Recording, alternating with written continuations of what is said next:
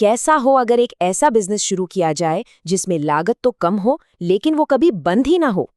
आज हम ऐसे ही 4 धांसू बिजनेस आइडियाज पर नजर डालेंगे जो हमेशा डिमांड में रहते हैं और हाँ, नौकरी के बंधे बंधाए दायरे से कहीं आगे जाने का मौका देते हैं।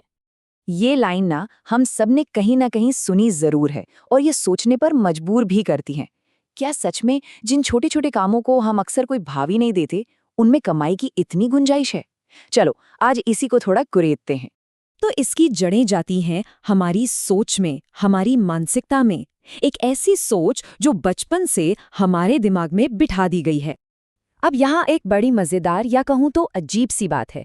इंडिया के पास दुनिया की सबसे बड़ी वर्किंग क्लास आबादी है, मतलब काम करने वाले लोगों की कोई कमी ही नहीं है। पर फिर भी ज्यादातर लोगों का फोकस सिर्फ नौकरी पाने पर है, नौकरी देने पर नहीं। एक छोटा सा उदाहरण देखते हैं। चीन ने क्या किया? अपनी इतनी बड़ी आबादी को एक ग्लोबल मैन्युफैक्चरिंग पावर हाउस बना दिया।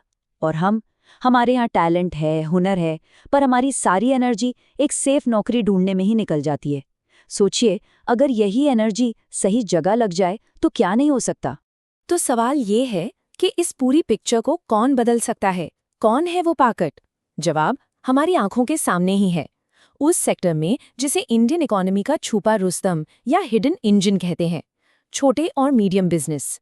ये आंकड़े देखिए, कहानी बिल्कुल साफ हो जाएगी।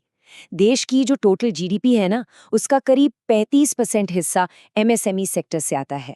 और ये तो कुछ भी नहीं, इंडिया से जो भी माल बाहर एक्सपोर्ट होता है उसमें से 40% हिस्सेदारी इन्हीं छोटे बिजनेस की है। और रोजगार का क्या? ये सेक्टर सुनिए, करीब 11.3 करोड़ लोगों को काम देता है, मतलब हमारे पूरे वर्कफोर्स का 40% हिस्सा। ये आंकड़े चीख चीख कर कह रहे हैं कि देश की असली आर्थिक शक्ति तो छोटे बिजनेस में ही है। तो चलिए अब मुद्दे की बात करते हैं, उन आइडियाज की जहां से कोई भी शुरू कर सकता है। हमारा पहला आइडिया बड़ा ही स्मार्ट है। इसमें करना क्या है, किसी दूसरे बिजनेस की प्रॉब्लम को अपनी अपॉर्चुनिटी बनाना है। इसे कहते हैं डेड स्टॉक बिजनेस। तो ये डेड स्टॉक होता क्या है? अरे भाई, सीधा सा हिसाब है। ये वो माल है जो किसी कंपनी का बिका नहीं, अब वो माल उनके गोदाम में पड़ा पड़ा धूल खा रहा है, जगह घेर रहा है, कंपनी के लिए एक बोझ बन गया है। तो कंपनियां क्या करती हैं? इसे औने पौने दाम में, कभी कभी तो लागत से भी कम में बस निकालना चाहती हैं।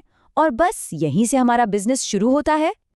अब इस मॉडल को चलाने के ना 3 मस्त तरीके हैं। पहला, सबसे आसान, फैक्ट्री से थोक में माल उठाओ और अमेज़न फ्लिपकार्ट पर बेच दो। दूसरा, किसी अच्छी सी लोकेशन पर एक बढ़िया सा डिस्काउंट स्टोर खोल लो। और तीसरा, जो सबसे स्मार्ट है, अपना खुद का ऑनलाइन मार्केटप्लेस बना लो, जहां दूसरे ब्रांड्स अपना डेड स्टॉक बेचे और आपको हर सेल पर कमीशन मिले। सोचिए, इसमें तो आपकी लागत लगभग 0 है। अगला आइडिया, ये एकदम जमीन से जुड़ा है। इसमें कोई रॉकेट साइंस नहीं, बस थोड़ी सी मैनेजमेंट और कॉमन सेंस की जरूरत है। इसे हम कह सकते हैं स्मार्ट ठेला मैनेजमेंट। ये स्लाइड देखिए, ये हमारी सारी धारणाओं को हिलाकर रख देगी। एक तरफ एमबीए ग्रेजुएट जिसकी शुरुआती सैलरी है 15 से 20 हजार, और दूसरी तरफ एक कामयाब पानीपुरी वाला जिसका मुनाफा 50 हजार से भी ज्यादा है। अब यहाँ बात सिर्फ पानीपुरी की नहीं है, बल्कि इसके पीछे के बिजनेस मॉडल को समझने की है। देखिए, खेल सारा नजरिए का है। मजदूर नहीं बनना, मालिक बनना है। ज्यादातर ठेले वाले क्या करते हैं? किसी और के लिए काम करते हैं, एक फिक्स्ड सैलरी पर, जबकि असली मलाई तो वो खा रहा है जो इन सारे ठेलों का मालिक है, जो इस पूरे सिस्टम को मैनेज कर रहा है।